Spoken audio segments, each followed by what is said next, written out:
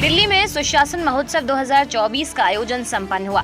इस कार्यक्रम के जरिए शासन को दुरुस्त करने और इसके कार्यशैली को प्रभावी रूप से आगे बढ़ाने पर विचार विमर्श किया गया। इसका उद्घाटन भाजपा के राष्ट्रीय अध्यक्ष जेपी नड्डा ने किया। इस अवसर पर विशिष्ट अतिथि के रूप में यूपी के सीएम योगी आदित्यनाथ, केंद्रीय नागरिक उड्डयन मंत्री ज्योतिरादित्य सिंधिया, केंद्रीय स्वास्थ्य मंत्री मनसुख मंडाविया, नागालैंड के पर्यटन मंत्री तेमजिन इमना अलोंग, जम्मू कश्मीर के उपराज्यपाल मनोज सिन्हा सहित कई लोग शामिल हुए।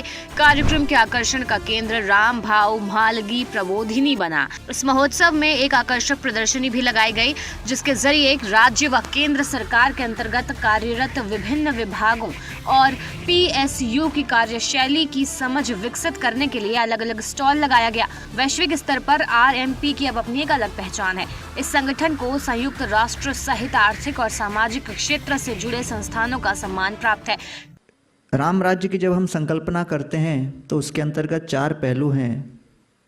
पहला है शास्त्र, दूसरा साधु, तीसरा समाज और चौथा शासन।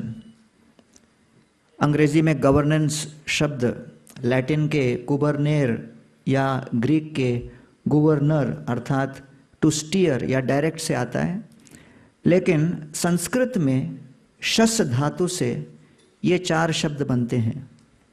शस अर्थात to discipline, to rule, to control, to direct, दिशा देना, नियंत्रित करना, शस। उससे आता है पहला शास्त्र, दूसरा शिष्य, तीसरा शासन और चौथा शस्त्र।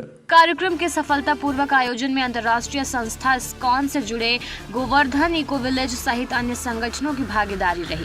आयोजन से जुड़े संगठनों ने इस मौके पर अपने साथ एक वेबसाइट की लॉन्चिंग की, जिसके जरिए शासन को दुरुस्त करने की दिशा में भविष्य में पहल की जाएगी और प्रशासनिक व्यवस्था की प्रतिबद्धता को और बढ़ाया जाएगा।